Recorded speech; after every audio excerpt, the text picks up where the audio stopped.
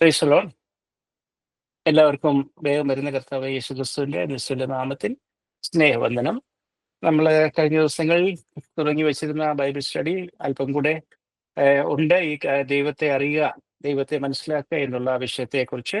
അതുകൊണ്ട് ഒന്ന് രണ്ട് ക്ലാസ്സുകളിലൂടെ ഇതിനെ കുറിച്ചുള്ളത് ഉണ്ടായിരിക്കും. കഴിഞ്ഞ ദിവസങ്ങളിലൊക്കെ നമ്മൾ ദൈവത്തിന്റെ പ്രത്യേകതകളെക്കുറിച്ച്, ദൈവത്തിന്റെ സ്വഭാവത്തെക്കുറിച്ച്, ആസ് എ പേഴ്സൺ ദൈവം എങ്ങനെയുള്ള ഉള്ള വ്യക്തിയാണ് എന്നൊക്കെ ആയിരുന്നു നമ്മൾ കഴിഞ്ഞ ദിവസങ്ങളിലൊക്കെ ഡിസ്കസ് ചെയ്തുകൊണ്ടിരുന്നത്.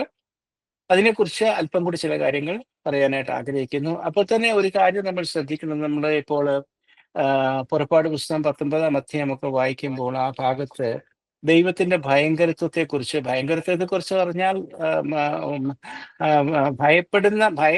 ഭയമുണ്ടാകും എന്നല്ല, അല്ലാതെ ഒരു ഒരു വലിയ ഒരു ദുർശക്തിയെ ഭയപ്പെടുന്നവരുള്ള ഒരു ഭയത്തെക്കുറിച്ചല്ല പറഞ്ഞ. ദൈവത്തിന്റെ മഹത്വം കാരണമുള്ള ഭയം, ദൈവത്തിന്റെ വിശുദ്ധിയെക്കുറിച്ചുള്ള ഭയം, ആ ഭയം നമുക്ക് എല്ലാവർക്കും എപ്പോഴും ഉണ്ടായിരിക്കണം.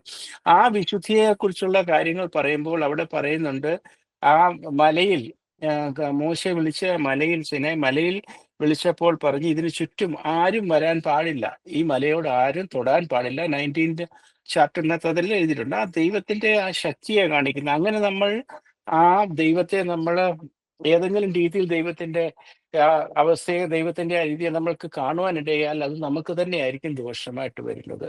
അങ്ങ് നമുക്ക് പിന്നെ ജീവിച്ചിരിക്കാനായിട്ട് പറ്റില്ല. കാരണം അത്രമാത്രം ഭയങ്കര വിശുദ്ധിയാണ് ദൈവത്തിൻ്റെത്. അത്രമാത്രം അടുത്തുകൂടാത്ത വെളിച്ചത്തിൽ വസിക്കുന്ന പറഞ്ഞാൽ അവിടെ വസിക്കുന്നു എന്നുള്ള അർത്ഥത്തിലല്ല, അത്രമാത്രം വിശുദ്ധി. അത് നമുക്ക് താങ്ങാനാവാത്ത ഒരു വിശുദ്ധി. ഒരു മനുഷ്യന് ഒരിക്കലും അവനും അത് മനസ്സിലാക്കാനോ ഉൾക്കൊള്ളാനോ അവന് സഹിക്കാനോ കഴിയാത്ത തരത്തിലുള്ള വിശുദ്ധി. ഇത് ഇപ്പോൾ നമുക്കത് പറഞ്ഞാലോ ഒന്നും മനസ്സിലാകത്തില്ല.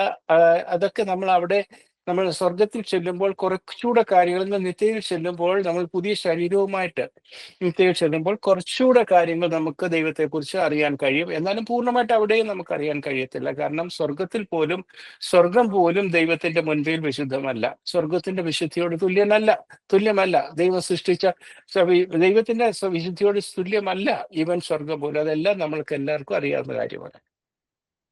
അതായത് ദൈവം നമ്മൾക്ക് അതിൽ നിന്ന് ആഗ്രഹിക്കുന്നത് ദൈവത്തിന്റെ ഹല്ലേലൂയ എന്താ പറയുന്നത്, രൂപത്തെ നമ്മൾ കാണണമെന്ന് ദൈവം ആഗ്രഹിക്കുന്നില്ല. ആസ് എ പേഴ്സൺ നമ്മൾ അങ്ങനെ കാണണമെന്ന് ആഗ്രഹിക്കുന്നില്ല. എന്നാൽ ദൈവത്തിന്റെ മനസ്സ്, ദൈവത്തിന്റെ സ്വഭാവങ്ങള്, ദൈവത്തിന്റെ കൽപ്പനകള്, ദൈവത്തിന്റെ വചനങ്ങള്, ഇതൊക്കെ നമ്മൾ അറിയണമെന്നും കാണണമെന്നും മനസ്സിലാക്കണം എന്നുമാണ് ദൈവം ആഗ്രഹിക്കുന്നത്. ദൈവത്തിന്റെ രൂപം കാണാൻ പറ്റത്തുമില്ല, കണ്ടു കഴിഞ്ഞാൽ നമുക്ക് ദോഷവും. അതുകൊണ്ട് തന്നെ ദൈവത്തിന്റെ രൂപത്തെ കാണണം എന്നുള്ള കാര്യം ദൈവത്തിന് ആവശ്യമുള്ള കാര്യവുമല്ല, ദൈവം നിർബന്ധിക്കുന്ന കാര്യവുമല്ല. ഓക്കെ, എപ്പോഴും ഒരിക്കൽ പോലും ദൈവത്തിന്റെ രൂപത്തെ നമ്മൾ കാണണം എന്നുള്ള ഒരു കാര്യം ദൈവം പറഞ്ഞിട്ടില്ല. എന്നാൽ ദൈവത്തിന്റെ അനുഭവം നമുക്ക് തരാറുണ്ട്. ദൈവത്തെ അല്ലാതെ നമുക്ക് കാണാൻ പറ്റില്ല, കാണരുതെന്നാണ് ദൈവം നമ്മളെ ഉപദേശിച്ചിരിക്കുന്നത്. അതുകൊണ്ട് നമുക്ക് പിന്നീട് ആ ദൈവത്തെ കണ്ടിട്ട് പിന്നെ നമുക്ക് ജീവിക്കാൻ പറ്റത്തില്ല. ആ തരത്തിലുള്ള അത്രയും ബലഹീനരായിട്ടുള്ളവരാണ് നമ്മൾ. ഓക്കെ, അതുകൊണ്ട് തന്നെ മുന്നോട്ട് നമുക്ക് ദൈവത്തിന്റെ സ്വഭാവത്തെ കുറിച്ച് പഠിക്കുമ്പോൾ ഇന്ന് നമ്മൾ പഠിക്കാൻ ഉദ്ദേശിക്കുന്നത് യഹോവ മാറാത്തവൻ, ഒരിക്കലും മാറ്റമില്ലാത്ത യഹോവ. അതിനെക്കുറിച്ച് ദൈവം എന്താണ് പറയുന്നത്, ചില കാര്യങ്ങൾ, അതിൽ നിന്ന് നമുക്ക് എന്താണ് ചില പ്രയോജനങ്ങളൊക്കെ ഉണ്ടാകുന്നത്, അല്ലെങ്കിൽ നമ്മൾ അതിൽ നിന്ന് എന്താണ് നമുക്കുണ്ടാകേണ്ട, നമ്മൾ എന്താണ് അതിൽ നിന്ന് മനസ്സിലാക്കേണ്ടത്, അത് നമുക്ക് നമ്മുടെ ആത്മീയ ജീവിതത്തെ എങ്ങനെയാണ് അത് ബാധിക്കേണ്ടത്, നമ്മുടെ കോൺഫിഡൻസ്, നമ്മുടെ ധൈര്യം, അതെല്ലാം അതാണ് നമുക്ക് ഈ ബൈബിൾ സ്റ്റഡിയിൽ നമ്മൾ ഇപ്പോൾ ഉൾപ്പെടുത്തിയിരിക്കുന്നത്. ഓക്കെ, നമുക്കൊരു കാര്യം ചെയ്യാം. അതിനായിട്ട് മലാഖിയുടെ പുസ്തകം 3-ാം അധ്യായം അതിന്റെ 6-ാം വാക്യത്തിൽ നിന്ന് നമുക്ക് തുടങ്ങാം. മലാഖിയുടെ പുസ്തകം 3-ാം അധ്യായം അതിന്റെ 6-ാം വാക്യം. ഇതിനകത്ത് എഴുതിയിരിക്കുന്നത്, യഹോവയായ ഞാൻ മാറാത്തവൻ, അതുകൊണ്ട് യാക്കോബിന്റെ പുത്രന്മാരെ നിങ്ങൾ മുടിഞ്ഞു പോകാതിരിക്കുന്നു. ഓക്കെ, ഇംഗ്ലീഷ് എഴുതിയിരിക്കുന്നത്, for I am the Lord, I change not, therefore you sons of Jacob are not consumed. Okay, അതായത് മുടിഞ്ഞു പോകാതിരിക്കുന്നു എന്ന് പറയുമ്പോൾ നമ്മൾ ഇപ്പോഴും ജീവിച്ചിരിക്കുന്നു, അല്ലെങ്കിൽ നമ്മൾ ജീവിച്ചിരിക്കുന്നു പറഞ്ഞാൽ ആത്മീയമായിട്ട് ജീവിച്ചിരിക്കുന്നു, ദൈവത്തിന്റെ അടുക്കൽ ഇരിക്കുന്നു, ദൈവത്തിന്റെ മുൻപാകെ ഇരിക്കുന്നു എന്നൊക്കെയാണ് അതിന്റെ അർത്ഥം. ഓക്കെ, നമ്മൾ നഷ്ടപ്പെടാതിരിക്കുന്നത് എന്തുകൊണ്ടാ? ദൈവം വിശ്വസ്തനായതുകൊണ്ടും ദൈവം മാറാത്തവനായതുകൊണ്ടും. അതിനെക്കുറിച്ച് അല്പ കാര്യങ്ങൾ പറഞ്ഞിട്ട് വീണ്ടും അവസാനം നമുക്ക് കൺക്ലൂഡ് ചെയ്യുമ്പോൾ ഈ ഭാഗത്തേക്ക് നമുക്ക് വീണ്ടും വരാം. ഓക്കെ, അതിൽ ആ ഭാഗത്ത് നിന്ന് നമുക്ക് മറ്റൊരു വചനത്തിലേക്ക് പോകാം. യഹോവയെ ഞാൻ മാറാത്തവൻ, അതാണല്ലോ നമ്മൾ വായിച്ചത്. നമുക്കിപ്പോൾ മുന്നോട്ട് ചില വാക്യങ്ങൾ കൂടെ ഇതിനോട് ചേർന്ന് വചനത്തിൽ നിന്ന് കാണാം. ഒരുപാട് വാക്യങ്ങളുണ്ട്, എന്നാൽ കുറച്ച് വാക്യങ്ങൾ നമുക്കൊന്ന് ഡിസ്കസ് ചെയ്യാം. അതിനായിട്ട് ആദ്യം നമ്മൾ വായിക്കാൻ ആഗ്രഹിക്കുന്നത് എബ്രായ ലേഖനം 1-ാം അധ്യായം അതിന്റെ 10 തൊട്ട് 12 വരെയുള്ള വാക്യങ്ങളൊന്ന് വായിക്കാം. വായിക്കാം. കർത്താവേ, നീ പൂർവ്വകാലത്ത് ഭൂമിക്ക് അടിസ്ഥാനം ഇട്ടു, ആകാശവും നിന്റെ കൈകളുടെ പ്രവൃത്തിയാകുന്നു. ഇതെല്ലാം ദൈവം സൃഷ്ടിച്ചതാണ്. ഇത് സ്വർഗം പോലും ദൈവം തന്റെ പദ്ധതിയാണ്, ദൈവത്തിന്റെ പ്ലാനും ദൈവത്തിന്റെ ഭവനം ദൈവം തന്നെയാണ് ഒരുക്കിയത്. ഒക്കെ ഇതെല്ലാം ദൈവം സൃഷ്ടിച്ചതാണ്. പക്ഷെ അതിനെക്കുറിച്ച് പറയുന്നത് അവ നശിക്കും എന്ന് പറഞ്ഞാൽ സ്വർഗം നശിക്കുമെന്നൊരർത്ഥം അതിനകത്തില്ല. കാരണം സ്വർഗം ദൈവം സൃഷ്ടിച്ചതിനെ ഇതിനെ മാറ്റുമോ എന്നൊന്നും നമുക്കറിയത്തില്ല. സ്വർഗത്തിന് റിനോവേഷൻ ഉണ്ടോ അല്ലെങ്കിൽ മറ്റു പല കാര്യങ്ങൾ എന്തെങ്കിലും ഉണ്ടോ എന്നൊന്നും നമുക്കറിയത്തില്ല. പക്ഷെ വേണമെന്നുണ്ടെങ്കിൽ അതിന് ഇല്ല, അത് ആ ഒരു ഇപ്പോഴുള്ള സ്വർഗം എന്ന് പറയുന്നത് അതിനെ ചിലപ്പോൾ ദൈവം മാറ്റണമെന്ന് തോന്നിക്കഴിഞ്ഞാൽ മാറ്റാം. അങ്ങനെയും സംഭവിക്കാം. അങ്ങനെ സംഭവിക്കുന്ന വചനത്തിലില്ല, എങ്കിലും അവ വേണമെങ്കിൽ നശിക്കും, പക്ഷേ നീയോ നിലനിൽക്കും. ഭൂമി ഏതായാലും ഇല്ലാതെ നശിക്കുമെന്ന് നമുക്കറിയാം. ആകാശം ഭൂമി ഒഴിഞ്ഞു എന്നൊക്കെ നമ്മൾ വായിക്കുന്നുണ്ട്. പക്ഷേ സ്വർഗത്തെക്കുറിച്ച് നമുക്ക് അങ്ങനെ വിചാരമല്ല. ഇവൻ ദാറ്റ് പോലും ദൈവ സൃഷ്ടിയാണ്, അത് വേണമെങ്കിൽ നശിച്ചു പോകാം. പക്ഷേ ഇവൻ ഭൂമി നശിച്ചാലും സ്വർഗം നശിച്ചാലും നിലനിൽക്കുന്ന ആരാ? ദൈവം നിലനിൽക്കും, ദൈവം ഉണ്ടായിരിക്കും. ഓക്കെ, അവ നശിക്കും, നീയോ നിലനിൽക്കും. അവയെല്ലാം വസ്ത്രം പോലെ പഴകിപ്പോവും. കാരണം ഈ സൃഷ്ടിച്ചതെല്ലാം വേണമെന്നുണ്ടെങ്കിൽ കാലക്രമേണ അതിന്റെ ഇമ്പോർട്ടൻ്റ് ഗ്ലാമറും ഒക്കെ അതിന്റെ ഭംഗിയും ഒക്കെ നഷ്ടപ്പെട്ടു പോകാം. ഓക്കെ, പക്ഷെ അതിനനുസരിച്ച് സ്വർഗത്തിലുള്ളതിന്റെ അതിന്റെ ഒന്നും ഗ്ലാമർ ഒന്നും നഷ്ടപ്പെട്ടു പോകത്തില്ല. എന്നാലും സൃഷ്ടിയല്ലേ, ഏതെങ്കിലും തരത്തിൽ പോയാലും ദൈവത്തിന്റെ ഗ്ലാമറിനോ അല്ലെങ്കിൽ ദൈവത്തിന്റെ ശക്തിക്കോ യാതൊരു വിധമായ കോട്ടവും തട്ടത്തില്ല. എന്ന് പറഞ്ഞാൽ ദൈവം വയസ്സനാകത്തില്ല. ഓക്കെ, ദൈവത്തിന്റെ മനസ്സൊരിക്കലും അങ്ങനെ പഴയ ഒരു ആൾക്കാരുടെ സ്വഭാവം എന്നുള്ള പോലെ അങ്ങനെ പോകുന്ന ഒരാളൊന്നും അല്ല ദൈവം. ഓക്കെ, ദൈവം എപ്പോഴും ഡൈനാമിക് ആണ്. ഓക്കെ, എപ്പോഴും നല്ല ശക്തിശാലിയാണ്. ദൈവത്തിന് എന്താ നമുക്ക് വയസ്സ് ചെല്ലുന്നത് പോലുള്ള ഒരു പ്രായം കൊണ്ടുണ്ടാകുന്ന വ്യത്യാസങ്ങൾ അത് ശാരീരികവും മാനസികമായിട്ടൊന്നും ദൈവത്തിനില്ല എന്ന് നമുക്ക് മനസ്സിലാക്കണം. ആ രീതിയിൽ ദൈവത്തിന്റെ ഫിസിക്കൽ സ്ട്രക്ചറിൽ ഫിസിക്കൽ എന്ന് പറയാൻ പറ്റത്തില്ല, എന്നാലും ദൈവത്തിന് ആസ് എ പേഴ്സൺ ദൈവത്തിന് യാതൊരു വിധമായിട്ടുള്ള വീക്ക്നെസ്സോ ഒന്നും ഉണ്ടാകത്തില്ല. ഓക്കെ, ആ ഭാഗമാണ് നമ്മളിപ്പോൾ ഇവിടെ വായിച്ചത്. എബ്രായ ലേഖനം 1-ന്റെ 10 തൊട്ട് 12 വരെ. കർത്താവേ, നീ പൂർവ്വകാലത്ത് ഭൂമിക്ക് അടിസ്ഥാനമിട്ടു. അത് പണ്ട് തൊട്ട് നമ്മൾക്കറിയാമല്ലോ. അതൊക്കെ മാറ്റങ്ങൾ വരും. ഭൂമി മാറ്റാനുള്ളത് നമുക്കറിയാം. ആകാശവും നിന്റെ പ്രവൃത്തികളാണ്. ആകാശം ഭൂമിയൊക്കെ ഒഴിഞ്ഞു വന്ന് നമുക്കറിയാം. എന്നാൽ അവ നശിക്കും, അവയൊക്കെ നശിക്കും. എന്നാലും എന്ത്, അവയെല്ലാം വസ്ത്രം പോലെ പഴകിപ്പോകും. ഉടുപ്പ് പോലെ നീ അവയെ ചുരുട്ടും, വസ്ത്രം പോലെ അവ മാറിപ്പോകും. നീയോ അനന്യൻ, നിന്റെ സംവത്സരങ്ങൾ അവസാനിക്കുകയുമില്ല. സംവത്സരങ്ങൾ അവസാനിക്കുകയില്ല എന്ന് പറഞ്ഞാൽ നിന്റെ ആയുസ്, നിന്റെ എക്സിസ്റ്റൻസ് അതൊരിക്കലും അവസാനിക്കുന്ന കാര്യങ്ങളല്ല.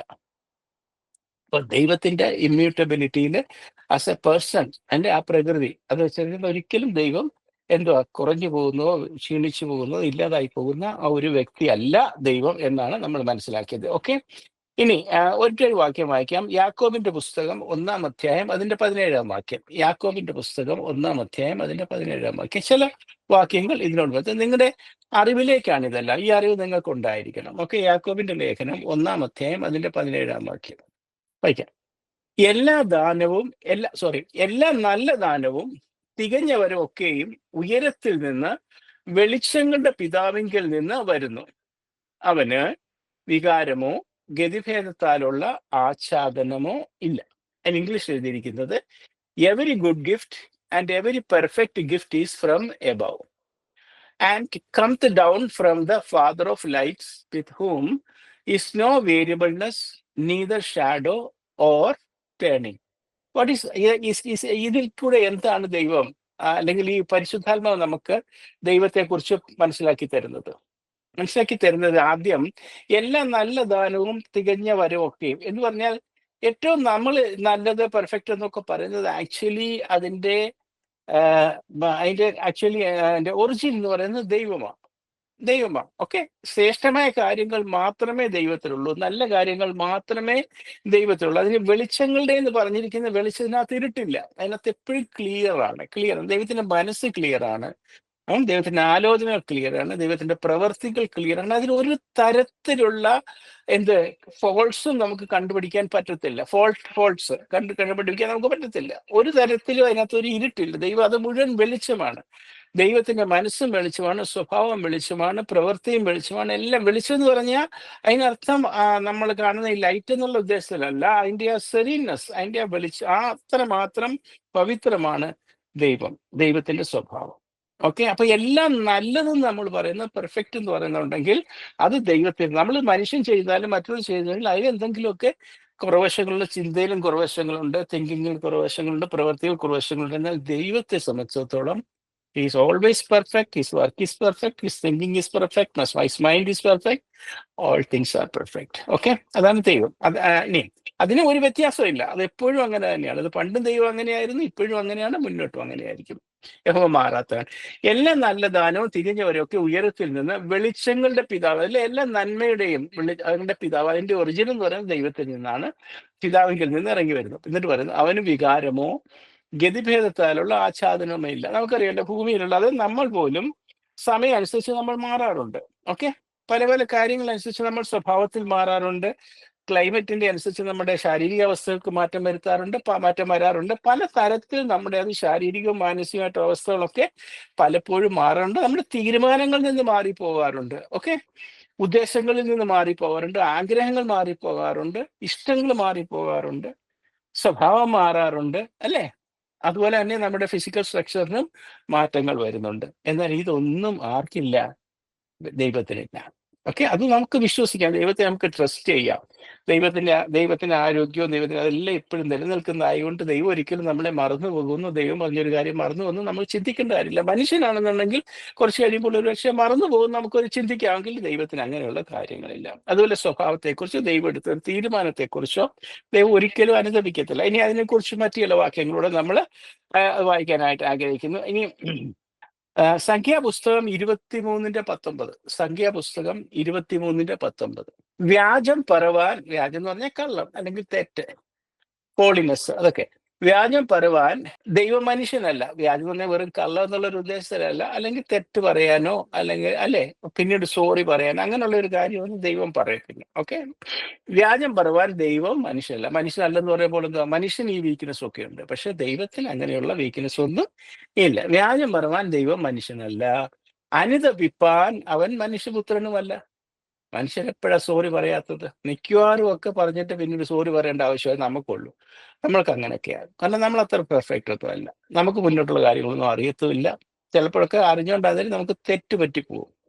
ദൈവത്തിന് അങ്ങനെ തെറ്റ് പറ്റത്തില്ല, ഫോളിനെസ് സംഭവിക്കത്തില്ല. ദൈവത്തിന് എല്ലാ കാര്യങ്ങളും സംഭവിക്കുന്നതിന് മുമ്പേ അറിയുകയും ചെയ്യാം. അതുകൊണ്ട് മുന്നോട്ടുള്ള കാര്യം പറഞ്ഞാലും കൊള്ളാം, ഇപ്പോഴുള്ള കാര്യം പറഞ്ഞാലും കൊള്ളാം, എല്ലാം ദൈവം പറയുന്നത് പെർഫെക്റ്റ് ആയിരിക്കും. ഓക്കെ, അതുകൊണ്ടാണ് വ്യാജം പറയുവാൻ ദൈവം മനുഷ്യനല്ല, അനുതപിപ്പാൻ അവൻ മനുഷ്യപുത്രനല്ല, താൻ കൽപ്പിച്ചത് ചെയ്യാതിരിക്കുമോ? Okay, you can trust him. Okay, okay, താൻ അരുളി ചെയ്തത് നിവർത്തിക്കാതിരിക്കും. അത് ദൈവത്തിന്റെ വചനത്തെക്കുറിച്ചും ദൈവത്തിന്റെ പ്രോമിസിനെ കുറിച്ചും. ഓക്കെ, ദൈവം മാറുന്നവനായിരുന്നു, ദൈവത്തിന്റെ സ്വഭാവം പോകുന്നതായിരുന്നു, മറന്നു പോകുന്നതായിരുന്നു എന്നുണ്ടെങ്കിൽ പിന്നെ നമുക്ക് ദൈവം പറഞ്ഞ കാര്യങ്ങൾ സംഭവിക്കുമെന്ന് നമുക്ക് അങ്ങോട്ട് ഉറപ്പിക്കാൻ പറ്റത്തില്ല. പക്ഷെ ഒരിക്കലും ദൈവത്തിന്റെ സ്വഭാവത്തിന് മാറ്റമില്ല, ദൈവത്തിന്റെ വിചാരങ്ങൾക്ക് മാറ്റമില്ല. ദൈവം വിശ്വസ്തനായ ദൈവമാണ്. അതുകൊണ്ട് ഒരു കാരണവശാലും ദൈവം തന്റെ വാഗ്ദത്തങ്ങളിൽ പോലും ദൈവം വളരെ വിശ്വസ്തനാണ്. ഓക്കെ, അത് നമുക്ക് ഉറയ്ക്കാം, അത് നമുക്ക് ട്രസ്റ്റ് ചെയ്യണം. അത് നമ്മുടെ ട്രസ്റ്റിനെ ബാധിക്കുന്ന കാര്യങ്ങളാണ്. അതുകൊണ്ടാണ് നമ്മൾ ദൈവത്തെ മാത്രം ട്രസ്റ്റ് ചെയ്യുന്നത്. പറഞ്ഞിട്ടുണ്ട്, മറ്റൊന്നിലും ആശ്രയിക്കരുത്, ധനത്തിൽ ആശ്രയിക്കരുത്, കൂട്ടുകാരിൽ ആശ്രയിക്കരുത്, ആരിലും ആശ്രയിക്കരുത്, ദൈവത്തെ ഉള്ളൂ ആശ്രയിക്കാൻ. ഈ ധനവും നമ്മളെ ചതിക്കും, കൂട്ടുകാരും ചതിക്കും, പ്രഭുക്കന്മാരും ചതിക്കും, പ്രഭുക്കന്മാരിലും ആശ്രയിക്കരുത്. അത് ആശ്രയിക്കാവുന്നത് വിശ്വസിക്കാവുന്നത് ദൈവത്തെ മാത്രം. ഓക്കെ, കാരണം ഒരിക്കലും തനിക്ക് മാറാൻ കഴിയത്തില്ല, മാറ്റത്തില്ല. ഓക്കെ, മനസ്സിലായി ഞാൻ വിശ്വസിക്കുന്നു. ഇനി നമുക്ക് ഒരു ഒരു ഒരു വാക്യം വായിക്കാം. 2 തിമോത്തി 2:13. 2 തിമോത്തി 2:13. പല വാക്യങ്ങളുണ്ട്, പല വാക്യങ്ങൾ നിങ്ങളിത് നോട്ട് ചെയ്തൊക്കെ ഇട്ട് കഴിഞ്ഞാൽ നിങ്ങൾക്ക് അത് ഭാവിയിൽ പ്രയോജനം ചെയ്യും. ഞാൻ ഈ ബൈബിൾ സ്റ്റഡി നടത്തുന്നത് നിങ്ങളുടെ മാത്രം ഉപയോഗത്തെ ഉദ്ദേശിച്ചല്ല. കാരണം ഇത് നിങ്ങൾ പഠിച്ച് നോട്ട് ചെയ്തും ഒക്കെ വെച്ചിട്ട് അത് നിങ്ങൾക്ക് മറ്റു പലർക്കും അത് ഉപയോഗിക്കാൻ നിങ്ങളെ കൊണ്ട് കഴിയും. മറ്റുള്ളവർക്കും പറഞ്ഞു കൊടുക്കാൻ കഴിയും. നിങ്ങളുടെ ആത്മീയ വർധനയ്ക്ക് നല്ലതാണ്. അപ്പോൾ തന്നെ നിങ്ങൾക്ക് മറ്റൊരാളെ വേണ്ട രീതിയിൽ ഗൈഡ് ചെയ്യാനും കഴിയും. ഞാൻ ഈ പറയുന്നത് നിങ്ങൾക്ക് മനസ്സിലാക്കാൻ ബുദ്ധിമുട്ടുണ്ടാകത്തില്ല എന്നാണ് എൻ്റെ വിശ്വാസം. ഓക്കെ, ഇനി നമുക്ക് മറ്റൊരു വാക്യം 2 തിമോത്തി 2:13 ഒന്ന് നോക്കാം. അതിനകത്ത് എന്താ എഴുതിയിരിക്കുന്നതെന്ന്. 2 തിമോത്തി 2:13. ഓക്കെ, അവിടെ ഇരിക്കുക. നാം അവിശ്വസ്തരായി തീർന്നാലും നമ്മൾ അവിശ്വസ്തരാക്കി ആയിത്തീരും. ഓക്കെ, അത് ഏറിയും കുറഞ്ഞൊക്കെ ഒരു ആൾക്കാരുടെ നിന്നുള്ളെങ്കിലും നമ്മളെപ്പോഴും ഒരിക്കലും അത്ര പൂർണ്ണ വിശ്വസ്തനെന്ന് പറയാൻ നമുക്ക് പറ്റത്തില്ല. പല കാരണങ്ങൾ കൊണ്ട് നമുക്ക് തെറ്റിപ്പറ്റും. നാം അവിശ്വസ്തരായി തീർന്നാലും അവൻ വിശ്വസ്തനായി പാർക്കുന്നു. ദൈവം വിശ്വസ്തനായി പാർക്കുന്നു. ഓക്കെ, നമുക്ക് കുറവശങ്ങളുണ്ടെങ്കിൽ ദൈവത്തിന് കുറവശങ്ങളൊന്നുമില്ല. തന്റെ സ്വഭാവം ത്യജിപ്പാൻ അവന് കഴിയുകയില്ലല്ലോ. ഓക്കെ, ഈ വചനം വിശ്വാസയോഗ്യമാണ്. എല്ലാ വചനങ്ങളും വിശ്വാസയോഗ്യമാണ്. പക്ഷെ അവിടെ പ്രത്യേകിച്ച് എടുത്ത് പറയുന്നത് ഇതിൽ നിങ്ങൾ ഉറയ്ക്കണം. ഇത് നമ്മൾ നല്ല സീരിയസ് ആയിട്ട് ഇത് എടുക്കണം. കാരണം ദൈവത്തിന് ഒരിക്കലും മാറാൻ കഴിയത്തില്ല. അതുകൊണ്ട് തന്നെ U can trust each and every word of God. ദൈവത്തിന്റെ എല്ലാ വചനങ്ങളും നമുക്ക് പൂർണ്ണമായിട്ട് ഉറച്ചു വിശ്വസിക്കാം. ഓക്കെ ഓക്കെ, ഞാൻ നിങ്ങളുടെ അറിവിന് വേണ്ടിയിട്ട് ഇങ്ങനെ ചില വചനങ്ങൾ തരുന്നതാണ്. ഓക്കെ, ഇനി അടുത്ത് നമുക്ക് വായിക്കാം. കർത്താവ് യേശു ക്രിസ്തുവിനെ കുറിച്ച് പറയുന്ന ഒരു വാക്യമുണ്ട്. അത് നമുക്കൊന്ന് വായിക്കാം. എബ്രായ ലേഖനം 13:8. കർത്താവ് യേശു ക്രിസ്തുവിനെ കുറിച്ചാ. ഓക്കെ, പിതാവായ ദൈവത്തെ കുറിച്ചല്ല, കർത്താവ് യേശു ക്രിസ്തുവിനെ കുറിച്ച് 13:8. കർത്താവ് യേശു ക്രിസ്തുവിനെ കുറിച്ച് പറയുന്ന ഒരു വാക്യമാണിത്. അവിടെ എഴുതിയിരിക്കുന്നത്, യേശു ക്രിസ്തു ഇന്നലെയും ഇന്നും എന്നേക്കും അനന്യൻ തന്നെ.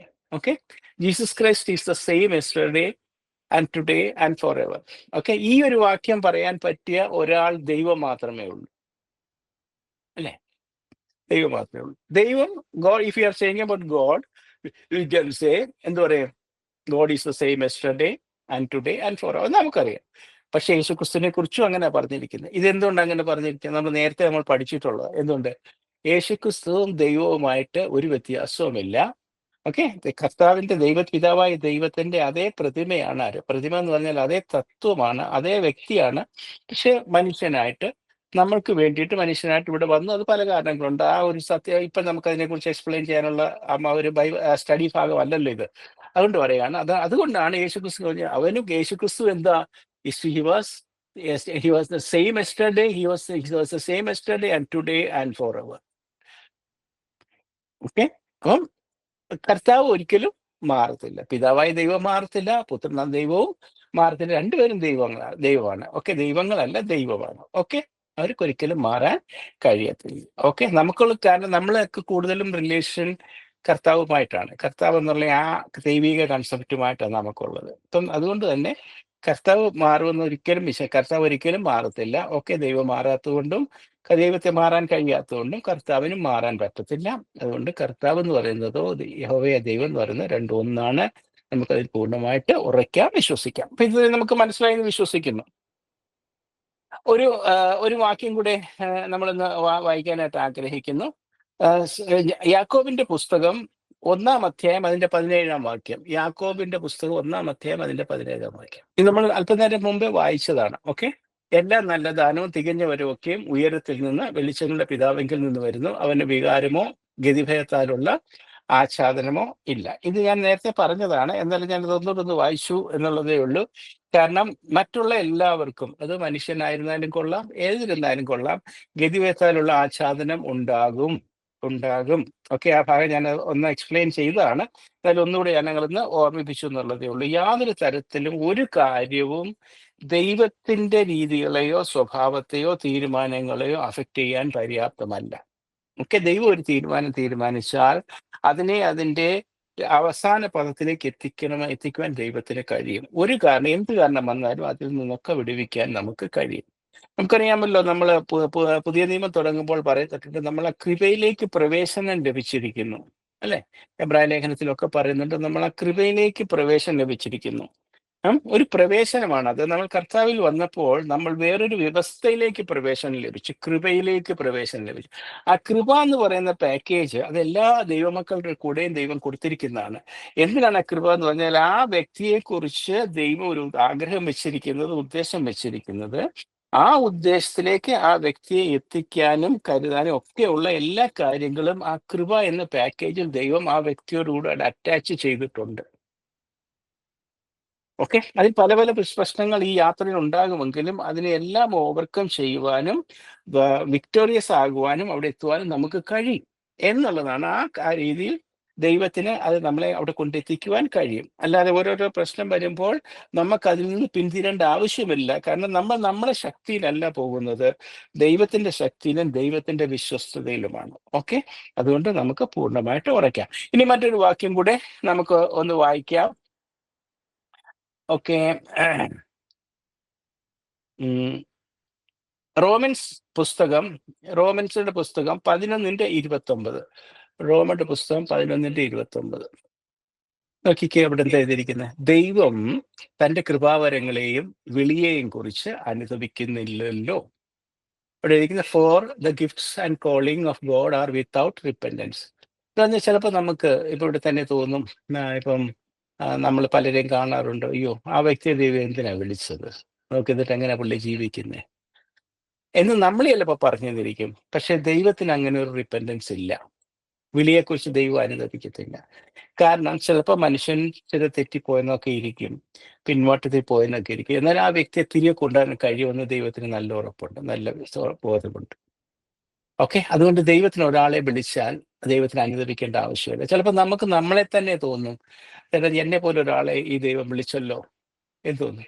പേടിക്കണ്ട, നിങ്ങളെക്കുറിച്ച് ദൈവത്തിന് നല്ല അറിവുണ്ട്. നിങ്ങൾ എന്ത് ചെയ്യുമെന്നും പറയുന്നതിന് മുമ്പ് തന്നെ ദൈവത്തിന് അറിയാമല്ലോ. പത്രോസിനെ കുറിച്ച് അറിയാമല്ലോ. പത്രോസ് യേശുക്രിസ്തുവിനെ തള്ളി പറയുമെന്ന് പറയുന്നതിന് മുമ്പ് തന്നെ ദൈവം പറഞ്ഞിരുന്നു, അല്ലേ? അപ്പം അത് പത്രോസിന് പോലും അറിയത്തില്ലായിരുന്നു. അപ്പൊ നമുക്ക് പോലും അറിയാത്ത കാര്യങ്ങൾ നമ്മൾ എന്താണ് അടുത്ത ക്ഷണത്തിൽ ചെയ്യാൻ പോകുന്നത് അറിഞ്ഞുകൊണ്ട് തന്നെയാണ് ദൈവം നമ്മളെ തിരഞ്ഞെടുത്തത്. അല്ല നമ്മളെല്ലാം പെർഫെക്റ്റ് ആണെന്ന് അറിഞ്ഞുകൊണ്ടല്ല. അതുകൊണ്ട് തന്നെയാണ് പറയുന്നത്, വിളിയെക്കുറിച്ച് ദൈവം ഒരിക്കലും പശ്ചാത്തപിക്കത്തില്ല. അയ്യോ ഞാൻ ഇവനെ വിളിച്ചു പോയല്ലോ.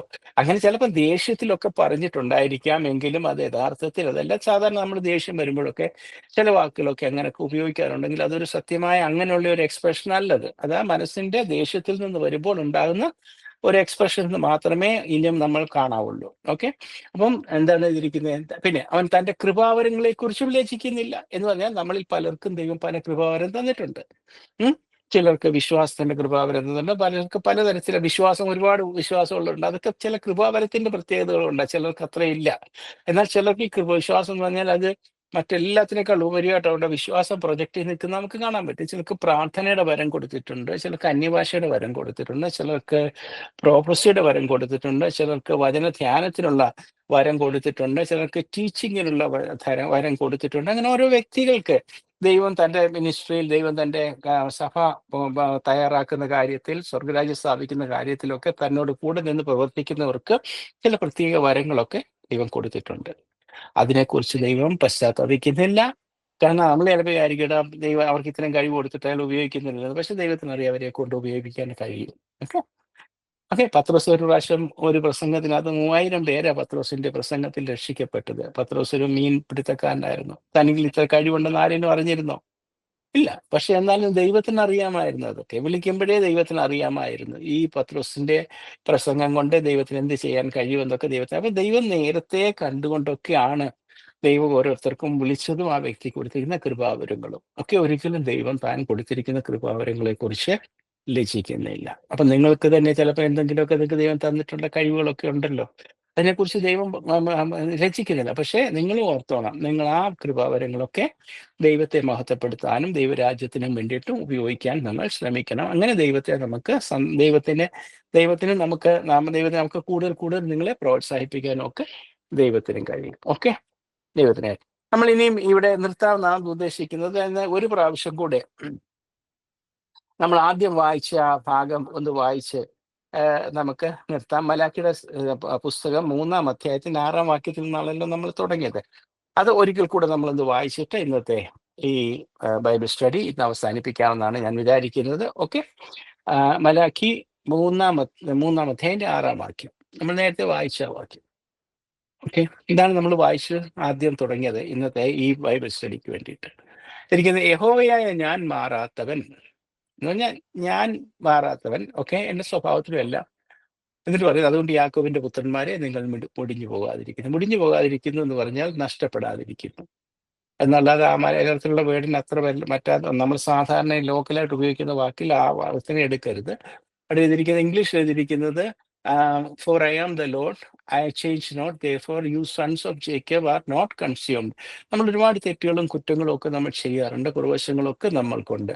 പലപ്പോഴും പിശാച് പറയും ഇനി നിനക്ക് ഒരു രക്ഷയൊന്നുമില്ല, ദൈവം നിന്നെ തള്ളിക്കളഞ്ഞു. പക്ഷേ ഈ പിശാചിനോട് പറയാം, പിശാചിനോട് അതിന്റെ ശബ്ദം കേൾക്കരുത്, അവനോട് പറയുക നീ അങ്ങനെയല്ല, ദൈവം എന്നെ സ്നേഹിച്ചിരിക്കുന്നത്. അവനോട് എക്സ്പ്ലെയിൻ ചെയ്യാനൊന്നും പോകേണ്ട കാര്യമൊന്നുമില്ല. ഓക്കെ, പക്ഷേ ദൈവത്തിന്റെ വിശ്വസത്തെ നമുക്ക് വിശ്വസിക്കാം. ഓക്കെ ഓക്കെ, നമുക്ക് കുറുവശങ്ങളുണ്ട്. നമ്മൾ ഈ മൺപാത്രമാണ്, അതിലാണ് ദൈവത്തിന്റെ അത്യന്ത ശക്തിയെ തന്നിരിക്കുന്നത്. എന്നാലും നമ്മൾ മൺപാത്രമാണെന്നുള്ള ആ ബോധം ദൈവത്തിന് നല്ലതുപോലുണ്ട്. നമ്മൾ ഇടയ്ക്കിടയ്ക്കൊക്കെ ഈ മൺപാത്രത്തിന്റെ സ്വഭാവങ്ങൾ വെളി വരുമെന്ന് ദൈവത്തിന് നല്ലതുപോലെ അറിഞ്ഞുകൊണ്ടാണ് ദൈവം നമ്മളെ തെരഞ്ഞെടുത്തിരിക്കുന്നത്. ഓക്കെ, പക്ഷേ ദൈവത്തിന്റെ വിശ്വസ്തത, അതായത് ആ മണ്ണിനെ ദൈവത്തിന് അതുല്യ ശക്തിയാക്കി മാറ്റാൻ കഴിയുമെന്നുള്ള ദൈവത്തിന്റെ ഉറപ്പാണ് അതിലേക്ക് ആ അത്യന്ത ശക്തിയെ ദൈവം തന്നിരിക്കുന്നത്. ദൈവത്തിന് അറിയാം അതിലേക്ക് പകർന്നിരിക്കുന്ന അത്യന്ത ശക്തിയായ പരിശുദ്ധാത്മാവ് കൊണ്ട് ആ മൺപാത്രത്തെ ദൈവത്തിന് ആവശ്യമുള്ള ഒരു നല്ല വെൺപാത്രമാക്കി മാറ്റുവാൻ ദൈവത്തിന് കഴിയുമെന്ന് നല്ല ഉറപ്പ് ദൈവത്തിനുണ്ട്. ഓക്കെ, അല്ല നമ്മൾ ചെയ്ത നമ്മുടെ പുണ്യപ്രവർത്തികളുണ്ടോ, നമ്മൾ കുറ്റമില്ലാത്തവരുണ്ടോ, ഒന്നും അല്ല. മറിച്ച് ദൈവത്തിന്റെ വിശ്വസ്തത, ദൈവത്തിന്റെ അറിവ്, നമ്മളെക്കുറിച്ചുള്ള ദൈവത്തിന്റെ വിശ്വാസം, ഇതെല്ലാം കൂടെ ചേരുന്നത് കൊണ്ടാണ് നമ്മൾ ഇന്നും ദൈവം മുമ്പാകെ സുരക്ഷിതമായിട്ട് ഇരിക്കുന്നത്. അതുകൊണ്ട് ധൈര്യപ്പെട്ട് നമുക്ക് മുന്നോട്ട് പോകണം എന്ന് കരുതി നമ്മൾ നമ്മുടെ കുറുവശങ്ങളെ മൺപാത്രത്തിന്റെ സ്വഭാവത്തെ പ്രൊജക്റ്റ് ചെയ്യരുത്. ഞാനോ കുറയണം, പക്ഷെ നീയോ വളരണം. എന്നിലുള്ള മൺപാത്രത്തിന്റെ സ്വഭാവം കുറയണം, എന്നിൽ ദൈവിക സ്വഭാവങ്ങൾ വളരണം എന്ന് മാത്രമായിരിക്കണം നമ്മുടെ ആഗ്രഹം. എപ്പോഴും നമ്മൾ ആ ദൈവിക സ്വഭാവത്തെ പ്രൊജക്റ്റ് ചെയ്യുന്നവരായി, ദൈവിക സ്വഭാവത്തിലൂടെ നമ്മൾ വളർന്നവരായി, നമ്മളിലുള്ള മണ്ണിൻ്റെതായിട്ടുള്ള കുറുവശങ്ങളെ ഇല്ലാതാക്കി അവിടെ ദൈവിക സ്വഭാവങ്ങൾ വളർത്തി ഒരു യേശുക്രിസ്തുവിന്റെ സ്വഭാവത്തെ പോലെ ഈക്വലായി മാറുവാൻ ദൈവം നമ്മളെ എല്ലാവരെയും സഹായിക്കട്ടെ. ഒരിക്കൽ കൂടി ആ വാക്യം വായിച്ച് ഞാൻ ഈ വചനത്തിൽ നിന്ന് ഇന്നത്തെ വചന ശുശ്രൂഷയിലിരിക്കാനായിട്ട് ആഗ്രഹിക്കുന്നു. അതിലെഴുതിയിരിക്കുന്ന യഹോവയായ ഞാൻ മാറാത്തവൻ, അതുകൊണ്ട് യാക്കോബിന്റെ പുത്രന്മാരെ നിങ്ങൾ മുടിഞ്ഞു പോകാതിരിക്കുന്നു. നമുക്ക് ദൈവത്തിൽ പൂർണ്ണമായിട്ട് ട്രസ്റ്റ് ചെയ്യാം, ധൈര്യപ്പെട്ട് നമുക്ക് മുന്നോട്ട് പോകാം. നമ്മുടെ ദൈവം വിശ്വസ്തനാണ്. ഓക്കെ, നമ്മളെ ആ നിത്യതയിലേക്ക് എത്തിക്കുവാൻ ദൈവം പൂർണ്ണമായിട്ടും വിശ്വസ്തനാണെന്ന് നമുക്ക് ഉറയ്ക്കാം. നമുക്ക് മുൻപോട്ട് പോകാൻ ദൈവം നിങ്ങളെല്ലാവരെയും ഇന്നത്തെ തിരുവചനത്താൽ അനുഗ്രഹിക്കും. ഓക്കെ.